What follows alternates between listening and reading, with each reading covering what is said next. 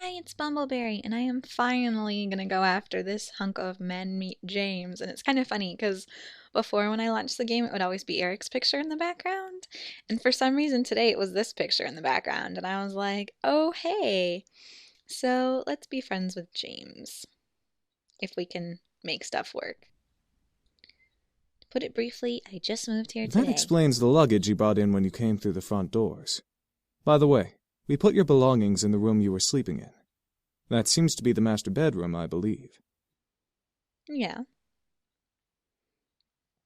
Thanks, the house is really big. Aw, man. You lived here before? No, truth be told, this is my grandfather's house. I used to visit him all the time when I was younger. May I ask why you now live in your grandfather's house? He actually passed away yesterday. It was bequeathed to me in his will, and I was sent to live here, whether I liked it or My not. condolences. It seems like you don't like the idea of living here. Oh, it's not that I don't like the house or that I don't have fond memories of being here, just the implications that come with staying at this estate. It's kind of complicated to explain. He can identify, I'm sure. How do you feel about it? Oh, he's gold. I certainly wasn't expecting that question, but in a good way. It was different than what I had heard the entire day at school. I really appreciated the fact he was willing to listen. I know we've seen this part before, but, we might as well see the full bonding experience. She's feeling a lot. She wishes she was stronger. You don't have to be strong. Oh, what do you mean? I understand that you're going through a difficult time, so it's okay to feel those emotions. You don't have to be strong at all. Okay, thank you. Are you all right? There seems to be a small bruise on your cheek. He caught me off guard. I thought no one would have noticed something as small as that. Oh, I'm fine. He stopped and leaned in close, maybe a little too close for comfort, inspecting my face. He was really quite tall, having to bend over so much just to look me straight in the face. It was hard to look at him, especially when he was so close. After a few seconds, he straightened up and began walking again. Well, if you're having any problems, I'm always here to listen. Oh, thank you, James. That's really kind of you to offer that. My pleasure. Here's your seat. Such Let a me get your gentleman. chair for you, lovely lady. Oh, gosh. Don't embarrass me, Eric. Don't embarrass me, darling. So this is like when they're eating really gross, so I am gonna hold in my laughter because it looks like James is very disapproving. Ah, good, I got points. I merely smiled before I took some food for myself. There was one piece of food that intrigued me that was barely touched by the boys. It looked like green pasta with shrimp over it. What could it be? What is it? That, miss, is a shrimp pesto dish. Pastas are my specialty, so I'm positive you'll enjoy it. Oh, soulmate, I love pasta. I twirled some around my fork and tried it. I could feel my senses open as my taste buds practically melted in delight of the taste. It was creamy and savory, almost impossible to describe. This is I'm glad amazing. you like it. At least someone here in the room has taste. Matthew and Sam glared at James before they continued to eat. I couldn't help but smile at the brotherly quarrel before eating the rest of the pasta on my plate. James seemed to hold really high standards for his brothers, though it wasn't my place to question why. Eventually, we all ate dinner together. It was strange eating with just guys, but they were enjoyable to be around. They made me feel like a part of their family as we ate together. However, our peace was soon disturbed. Hello, Mom. You want to throw a party?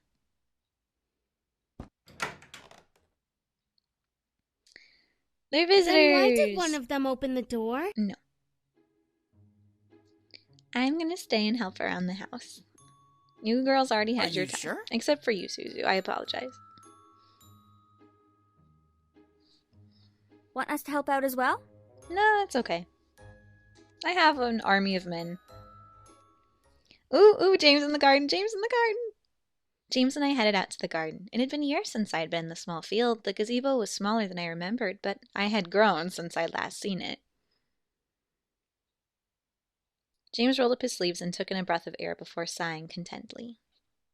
So, we need to cater to the plants and make sure there are no muddy spots in the grass. It may take a while. Are you sure you wish to help me and not the others? Mm-hmm. I shook my head, rolling my sleeves up as well. Why does he have glasses if he's a demon? I can handle it. I'd rather work outside anyway. James nodded with a smile before handing me a watering can, gesturing to a group of flowers by the side of the yard. I walked over and began to water the flowers. However, as silence took control of the air, I felt the need to start a conversation. Let's ask him a question. So, do you like flowers? I wanted to smack myself. That was a terrible conversation starter. I mentally smacked myself before hearing James chuckle softly. I turned to look at him as he nodded. They have a wonderful aesthetic. Many people would think that flowers are simple and rather boring, but I've learned secrets about flowers. Secrets about flowers? What, like a special way to water them or something? You could say that. There are right and wrong ways to water flowers. What? Can you show me? James gave a small smirk before walking over and standing behind me. I instantly blushed as he brought his arms underneath mine, guarding my watering can. The water gently poured over the dirt, sinking into it and dissolving into the roots. However, my concentration on the water was broken by the sound of James' voice in my ear. Flowers need to be cared for gently, like a fragile life. Too much power and they'll break, but too little and they'll wither and fade away. It's like caring for a pet or a loved one. A loved one. For some reason, the 3 words echoed in my head. James continued to guide my watering can, using gentle hands to lead my arms and my body. It was almost like a dance. Eventually, he let go and stepped away from me. I turned to him as he simply smiled at me before returning to his work. I felt my face with my hand, feeling the extreme warmth before shaking my head and continuing to water the remaining plants. The hour of the house party had arrived. In my mind, I kept double and triple checking the essentials for the party. Knowing my dad, he invited his business partners, and then I'm going to get sexied up for the party. Am I ready? My dashing young hero? As ready as I'll ever be. No thank you. I know. He was slightly taken aback, but smiled and lowered his hand. My mother smiled at both of us. Why was she still excited to introduce me to him? I don't know. Thank you. You're welcome. Praise is very much Whatever. Eisen, I finally figured out. You finally figured out. Or I should say, I did. That what I'm supposed to do in this. It's timed. I need to say duck. I ducked underneath Malick's incoming hand. I stared at his hand and his black flame tattoo in surprise as I took a couple steps back from him. Matthew and Damien stepped in front of me, guarding me from Malick's with their arms. A quick one. I'm liking you more and more. Back off, Malick! Don't start acting tough, you pathetic excuse of a demon. You need more protection than her. Oh! Shut up! Oh, did I make the little Matthew cry? Rude. Why don't you just grow a pair? Enough, Malick. The woman who had been standing in silence the whole time planted a firm hand on Malick's shoulder. Malick looked back at her with a growl and a glare that could kill. Since when did you get the guts to speak out of place? We both know you've never controlled me. I want them dead just like you do. But now's not the time. Fuck off! I know what I'm doing. Do you? Even if you did fight them, there's 5 against 2. We never win. Shut up! Let's go, Malick! We're wasting our time! Yeah! The two growled at each other. If they could have used their magic, I could sense that a fire would glow from under their teeth. Oh my gosh, that's intense. Malick grunted and glared at the boys. He pointed at James, wanting so badly to use his finger like a knife. Just wait, pretty boys. We'll get you and fuck you up real good. Whoa! Malick turned to me, moving his finger to point directly between my eyes. And don't think you're safe. Step outside. You know, I never noticed. I dare you. His t-shirt has a skull on it. Did you notice that? Maybe I'm oblivious. With that, Malick and the woman walked out of the mansion. The doors closed behind them, leaving the boys and I alone once again. I felt my knees give out from under me, forcing the boys to quickly turn to catch me. Whoa, whoa! Are you alright? Yeah, why was he here? He's been closely tracking us. Our blood trail from the forest must have led him here. No problem, boys. I'll take Should care have of stopped him. him and finished it here. For once, Matthew, I grabbed a second food dish before hunting down one of the boys. Let's go, James! We're in the library, sitting in one of the comfy leather seats reading a book. As I stepped in, James looked up at me before closing the book and standing. Oh, hello. Hey, James, I got some lunch for you. That is very kind of you. Thank you. You're welcome. James took his food and sat back down, placing the book he was reading on the table in front of him and setting the dish on his lap. I'm sorry. I should have asked you first before exploring the house and finding this room. I mean, you guys are staying here too. Oh, no, you're fine. Remember, you live here too, so any room besides mine is free to be in. Still, you're the master of the house. I should have asked. He's so polite. It's fine, really. James nodded at me with an understanding smile before eating his food. I followed along and ate with him, taking the open chair beside his. We ate in silence, listening to the ambience in the room. Soon, however, I began to feel a little restless. Let's look at the book. Ooh, I got a thing. I don't know if it was his thing, but it was the thing. Love and romance. Study of intimacy. He smelled a small nervous cough before he stopped eating and placed his food on the table. Demons and humans are very different when it comes to affairs of the heart. I merely wanted to try learning a little more while I had the chance. I found that while I was looking around the room and had only just begun reading. Mm-hmm. Love is different to demons? How so? James smiled before crossing his legs, getting comfy for the small lecture he was about to give. Oh, geez. Love isn't just a human emotion, miss. Demons like us feel them too. In fact, incubi and succubi feel emotions the most because of our link to sexual energy. However, we don't really experience love. We know of lust and passion. It's weird to think he's the prince, but passion drives love.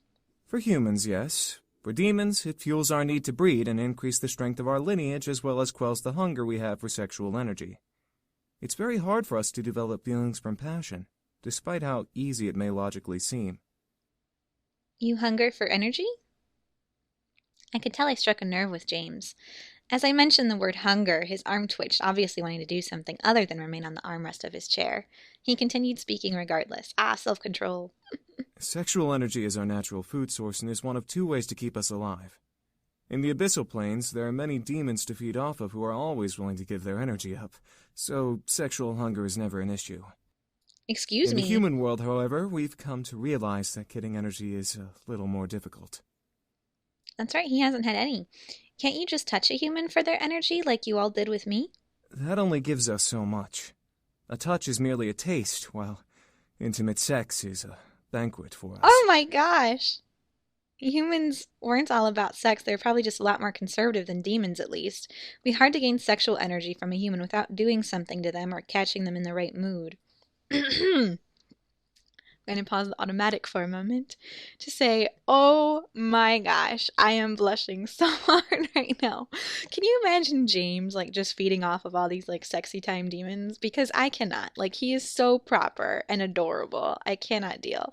He's probably like, hello, if you feel the need for sexual energy, I am available. This is why we have a mind-altering ability to convince humans to give in to their desires. It's not 100% effective, but it gives us a better possibility to get what we need. What if you don't feed on sexual energy? What's the other way to stay alive? Food, typically. However, we're weak without actual sexual energy. Without sexual energy, we become less than human. We have no power nor moral consciousness. We basically start to become unfriendly. So you have to have sex. Are you hungry now? Oh my gosh! Or I see. I mean, I could be all intellectual, but let's ask if he's hungry. Do you need a smoochy smooch? James didn't reply. He simply stared at me, unable to answer. However, I could tell that he was. He was clutching the armrest tightly, digging his fingers into the leather. I gently leaned close to him from my chair and reached to brush my fingers over his hand. If you really need energy, I'll help a little.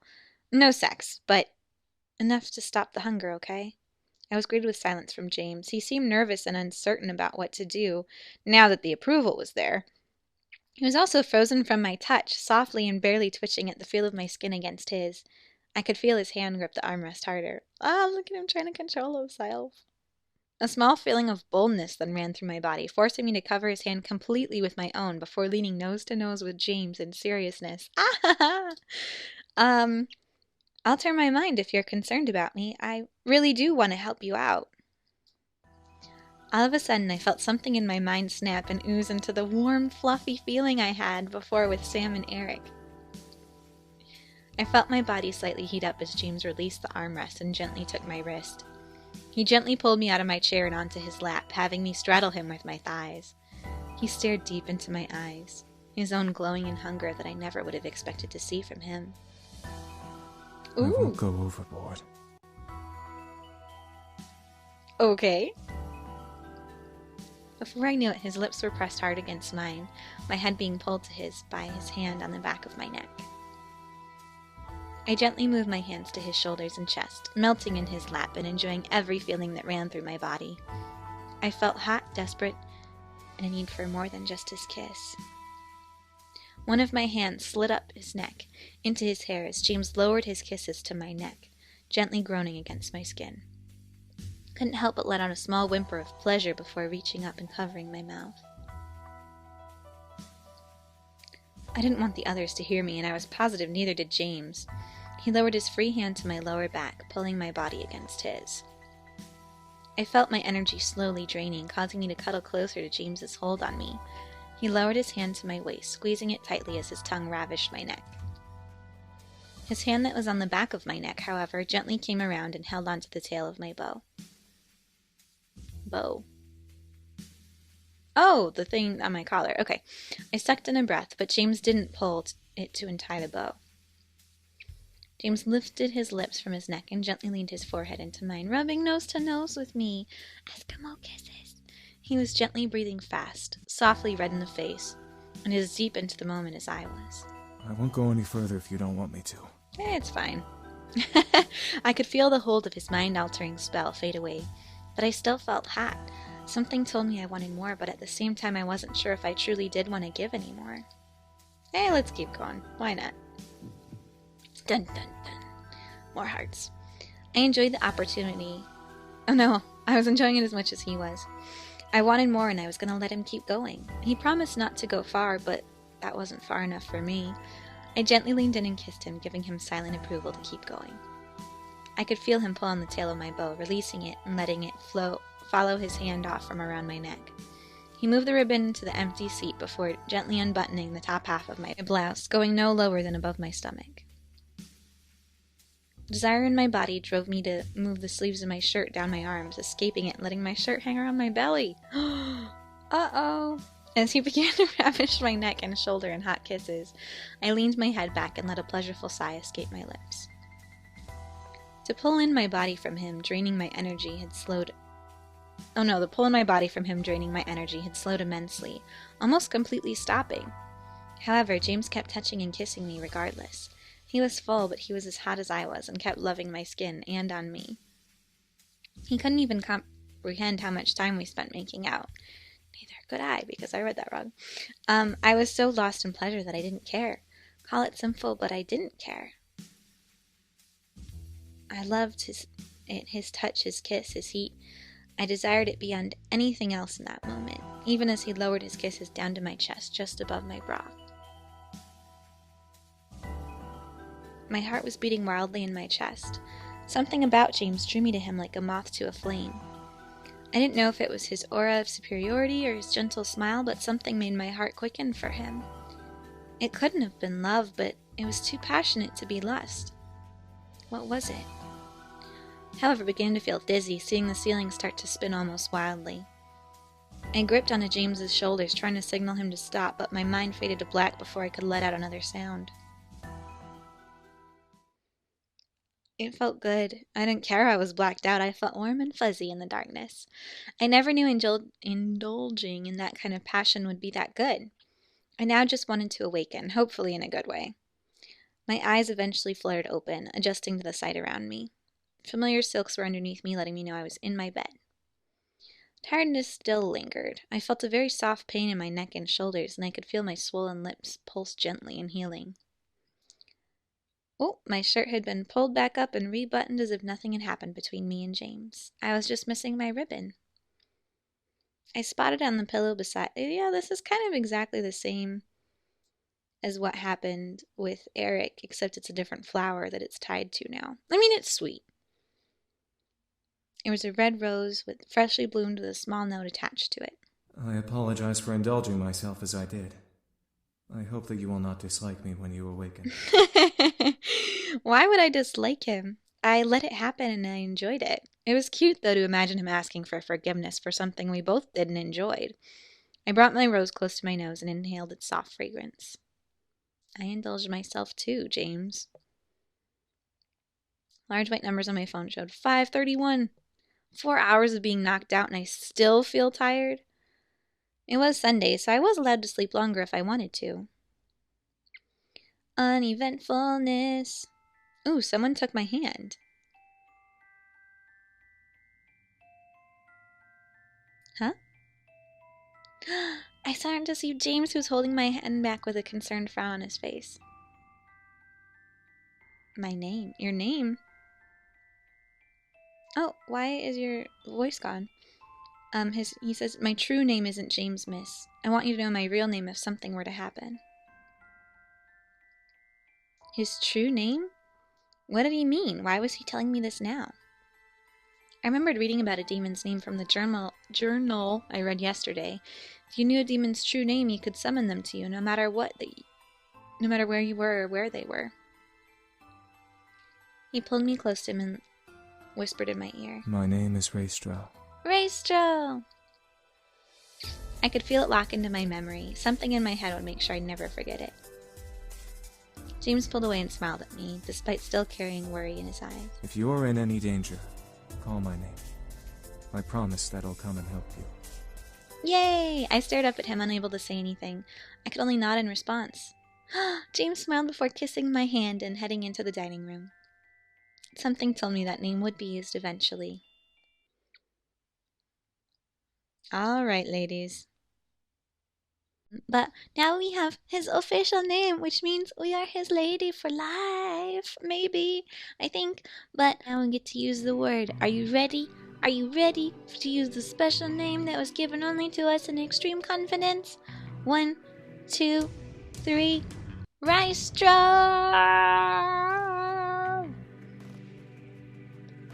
Ooh, hello. All of a sudden, a bright purple light engulfed the room, causing the devils around me to cover themselves. What the?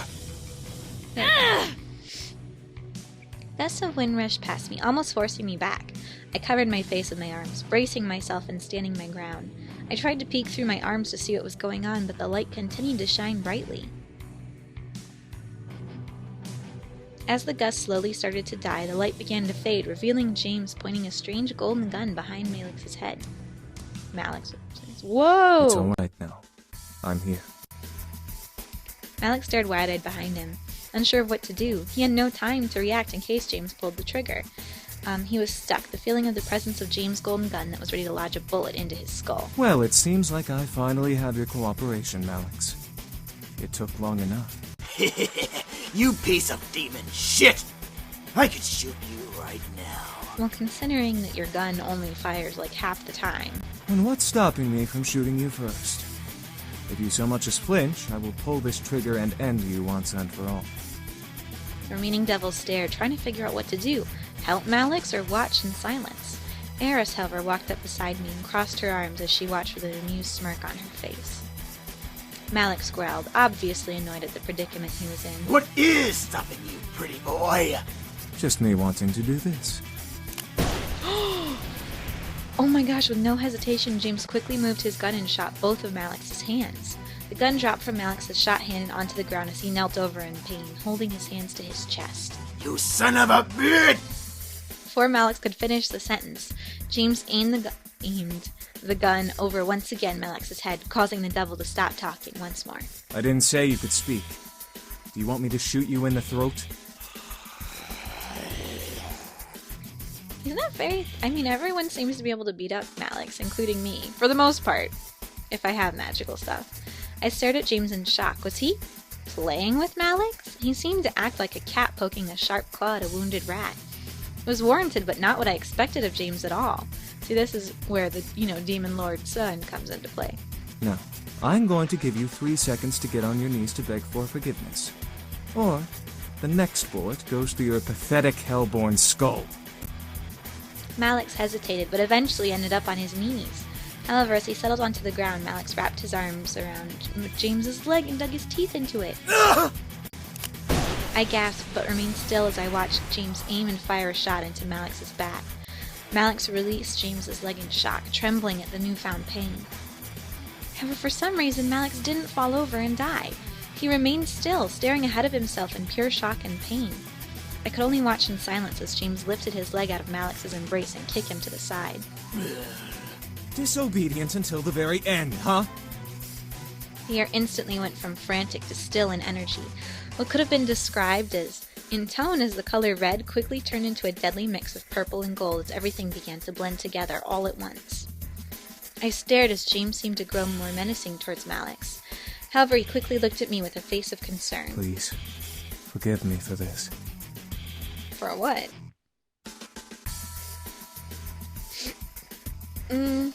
Also, I'm gonna make the music a teensy bit quieter. Just a teensy bit quieter. Okay, go ahead. I grew confused, but it wasn't allowed to think on it as James looked back down at Malick once again. James's eyes began to glow a bright gold as James lifted Malick by his collar and pulled him up and off the ground. It's high time you discovered the true power of demons. James's voice had changed, sending a large shiver down my spine. His appearance also started to change, but before I could see clearly what James was becoming, my eyes were covered. It's me. Don't look. Okay. Why? What was being hidden from me? But something told me to obey Damien's command. I could hear Malick, struggling to get out of James's grasp and the rich, bright sound of magic being cast. I struggled with myself to obey Damien's words, locking my arms to my sides to deny myself the chance to pull Damien's hands from off my fingers. Let me go! As you wish. The sounds of demonic screams and cries bellowed all of a sudden, causing me to tense up in Damien's hands. Malick began to scream in agony, straining as if he was being pulled somewhere against his will. Malick's voice began to trail out in an echoey whisper as the magic sounds in the air consumed his cries. Soon enough, the cries and wisps of magic stopped, leaving the air as silent as it could be. However, Damien didn't remove his hands. Jeez, James. Haven't seen you use that trick since the intruder in Demon Castle. But you're losing your touch. You even lost your glamour spell. It couldn't have been helped. Glamour spell? What do you mean? Why did James sound so different? James? Why did James sound so different? Why was this being hidden from me? It's a spell that makes us look human. I froze. Look human? I know what they look like. Demons. Don't worry about it. I got it. Matthew spoke up. The cork popped out of the bottle. Well, not for much longer. Here. Thank you, Matthew. I could hear the small clinking of glass being passed before hearing James guzzle down a liquid of some sort. The stiff feel of the air around me gently began to warm back up, insinuating that everything had been returned to normal. Finally, Damien removed his hands from my eyes, allowing me to see around me once again. The devils, including Eris, had fled. Malick was nowhere to be found. Boys gathered around me. All of them, including James, looked like nothing had happened. What just... I tried to speak, but everything zipped around my head and the whole event, and I felt like speaking wasn't possible. Let's just get you home, miss. There's nothing more to see here. I could only nod. What had happened boggled my mind to the point of disbelief. I was lost in a sea of what, how, and when. As I walked out of the house, I looked to James for some form of a sign that I wasn't dreaming. He kept his eyes forward, unable to look at me. It was over. Boom! I looked at James, feeling my heart flutter in my chest. I didn't want him to leave, but would he ask to stay? I hoped that he would say no and ask me to stay longer. It's fine. Oh, as if he knew what I wanted, James moved forward and smiled at me, taking my hand and bringing it to his lips for a kiss. He moved it away, smiled to me, and spoke. Miss, if I may be so forward, despite the short time we've stayed here, I've thoroughly enjoyed my time here. That being said, would you allow us to stay here? My heart skipped while a large red blush ran across my cheeks. The boys stared at James wide-eyed, but didn't dare speak out.